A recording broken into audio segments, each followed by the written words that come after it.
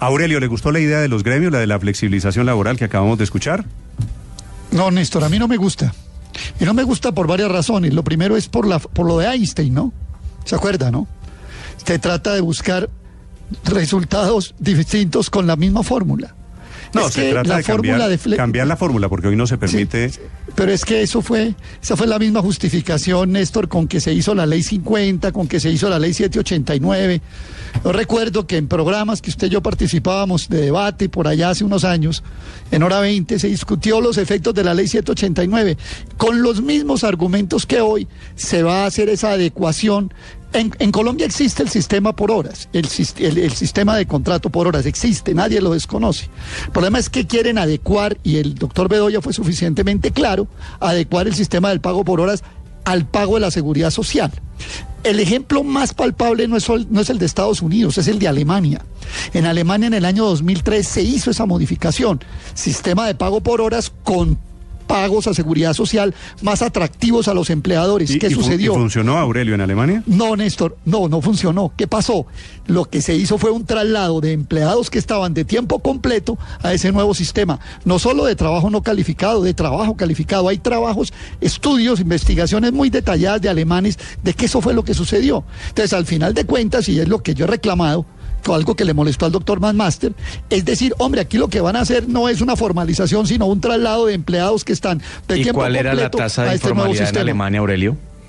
Porque creo que en Colombia la tasa de informalidad, Colombia la tasa en Alemania la tasa de informalidad es supremamente baja, era supremamente baja. Pero es que eso digo, tampoco va a formalizar. Eso no va a formalizar, Nicolás.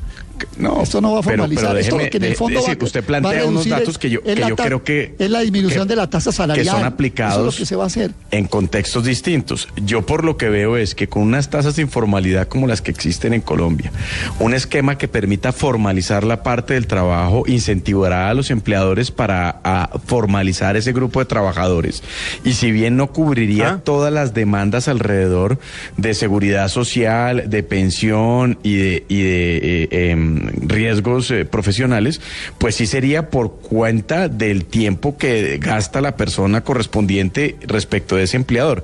Y en ese escenario a mí no me parece mala la idea, me parece que podría ser un tránsito hacia una formalidad absoluta hasta llegar a tasas de formalidad mucho mejores que las que tiene Colombia. Luego, yo sí creo que el debate hay que hacerlo, y por supuesto los argumentos de Aurelio no son traídos de los cabellos, Nicolás, sobre ese tema, perdóneme que me está escribiendo, revisarlo en detalle.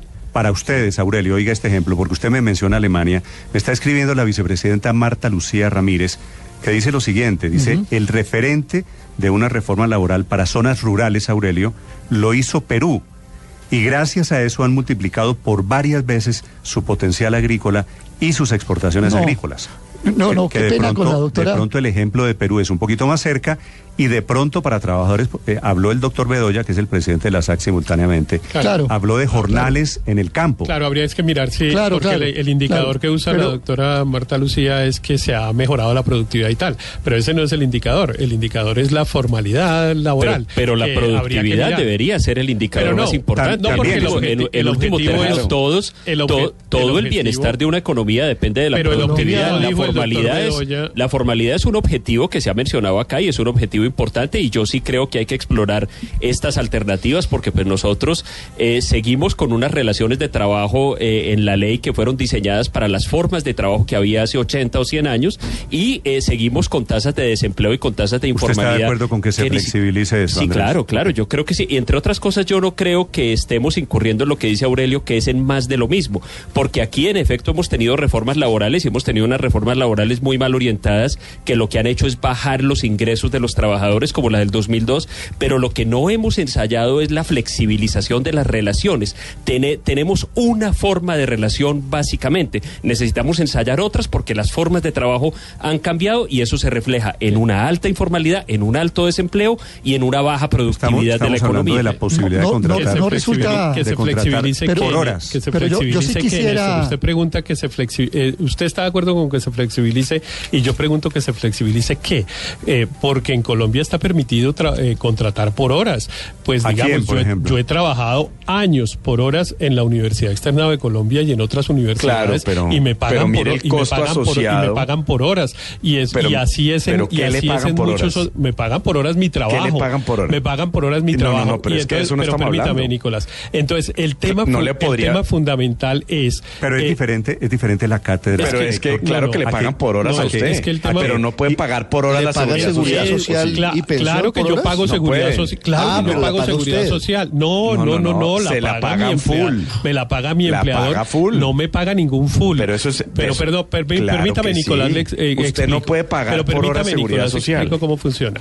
Mire, yo dicto unas clases y me pagan 2 millones de pesos calculando las horas a 100.000 pesos la hora, digamos, aproximadamente, y entonces dicto 20 horas al mes y me gano 2 millones. Pues la universidad paga por 2 millones de pesos, ¿qué es lo que me paga a mí? Pero porque es más del mínimo. Claro, entonces ahí llegamos al punto. El punto, lo que no se puede en Colombia es aportar a la seguridad social en proporción a menos de un salario mínimo. Eso es lo que no se puede. Salvo en el servicio doméstico, donde ya se puede. Usted puede tener una trabajadora de servicio doméstico a la que le paga el mínimo semanal. Usted contrata, digamos, una persona que va a su casa y trabaja 2 días a la semana. 2 días a la semana. Al final trabaja 8 días. Usted le paga una semana de seguridad social o 2 semanas, dependiendo lo que sea. Eso ya existe. Mire, eso se lo inventaron hace 4 años. Pero darle, por ejemplo, ideas de casos concretos que hemos hablado tanto. Gente como la de Uber, que no tiene como actividad principal y permanente, por ejemplo, el manejar sus carros particulares para el servicio de transporte, podría tener una representación o un pago por cuenta de seguridad social respecto del tiempo trabajado. Y eso sería mejor que no tener nada. Ahí hay un caso concreto y claro de lo que podría suceder en este tipo de negocios, no solamente en el servicio doméstico. Lo que se permite con una flexibilización de esta naturaleza es bajarle los costos sobre el 100% del mínimo a personas que ganan menos del mínimo para trabajos parciales. Y eso permitiría que estas personas tuvieran un aporte en pensión, seguridad social para ayudar a financiar el sistema y que no pasaran cosas como las que pasan todos los días, que usted conoce bien también, Héctor, y es que yo no renuncio al Sisbén. No, señor, no me contrate porque no voy a renunciar al Sisbén. Usted me echa en 2 meses o en 3 o en 4 o en 1 año y yo pierdo la posibilidad de ser atendido por vía del Sisbén. Luego hay mucha gente hoy que sigue trabajando, que ella misma incluso promueve la propia informalidad por cuenta precisamente del riesgo de lo que significa no tener seguridad social si no es contratada con ocasión del contrato de trabajo. Entonces, yo creo que el tema no es de blanco y negro, Néstor. Yo creo que aquí se abre una discusión que vale la pena empezar a desarrollar y a construir. Y en la medida en que los datos, las cifras, las pruebas demuestren que eso mejorará la formalidad, creo que habrá que hacerlo y hacerlo rápidamente, porque eso es un tema que necesita Colombia. Vamos a hacer un sondeo si está de acuerdo. En principio se ha bosquejado, tampoco es que tengamos muchos detalles alrededor de cómo sería el tema de flexibilidad laboral. Tal vez lo más novedoso, intentan presentarlo así los gremios, el pago por horas. Aurelio, le está escribiendo el doctor Bruce McMaster, que lo está escuchando. Es el presidente de la ANDI, dice lo siguiente. Sí. ANDI son los industriales de Colombia, las empresas más grandes de este país. Dice, hemos propuesto que los trabajadores que tienen contratos por horas o días tengan la posibilidad de cotizar a seguridad social. Por eso no se entiende cómo Aurelio Suárez en Blue Radio dice que esto precariza esos trabajos. Por lo que ya explicó Héctor Riveros, el doctor McMaster ha estado dando conferencias, personas que han asistido ahí y han estado refutando mi propuesta, diciendo que es que en Colombia ya el régimen por horas existe. Eso yo lo sé, eso lo sabe cualquiera, es un problema de cultura general. Aquí lo que estamos discutiendo es que esa modificación en la seguridad social, a la cual se refiere Nicolás, se refiere McMaster, se refiere el doctor Bedoya, va a tener el efecto contrario. Es que aquí no va a haber aumento del empleo. Aquí lo que va a haber es traslado de empleados que están hoy de tiempo completo a trabajo por horas. Ese es el fenómeno mundial que ha sucedido. Incluso en el modelo que se propone no es tanto el modelo de Estados Unidos, sino el modelo de Alemania. Aquí detrás de todo lo que hay es una rebaja de la tasa salarial, porque siempre se ha creído que rebajando el salario en Colombia se resuelve el problema del crecimiento económico, y no ha sido así. Llevamos 3 reformas laborales, contando la pensional, y esto resulta todavía que Colombia sigue creciendo por debajo de su potencialidad. Y permítame, Néstor, me amplío para hacerle una acotación a la doctora. Pero han pasado muchas cosas en Colombia, Néstor, perdóneme, a pesar de que usted lo niegue. Es decir, la informalidad y el desempleo en la década de los 90 estaba alrededor del 18-20%, y se logró bajar a 14%. El mismo 20. Y con la reforma... Hoy estamos en el mismo 20 formal. 20. Hoy estamos en el mismo 20 formal. Lea el informe de ANIF. Lea el informe de ANIF. El desempleo en después Colombia... con la 789... Sí, estamos en el 10. Después con el 189 nos llevó al 9%. Y tenemos dificultades de un choque externo y unas dificultades internas. Y la economía está cambiando, y las dimensiones laborales y los negocios y las empresas son diferentes a la que había hace 15 años cuando sacó la 789. Luego, lo que yo creo, Aurelio, y déjeme terminar esto, y le juro que me callo, es: no tenemos que ser apocalípticos respecto a las nuevas dimensiones de lo que podría hacerse con la legislación laboral. No puede ser que no reconozcamos que el marco regulatorio no tiene incidencia directa en las condiciones y en las posibilidades de empleo. Revisémoslo y hagámoslo para que salga bien. Yo entiendo que lo que usted dice es un riesgo, yo no estoy desacreditando su punto de vista. Lo que creo es que tenemos que dimensionarlo, y probablemente sí, habrá gente que saca el empleo formal de tiempo completo y lo pasa por horas, pero también puede haber más gente, y en ese balance es que tenemos que poner el énfasis. ¿Cuál es el balance que surge de todo esto? Y es, si hay más gente que se formaliza, y el efecto, digamos, acumulado es mejor que los efectos nocivos que se generan, y ahí es donde tocaría promover ese tipo de modificación.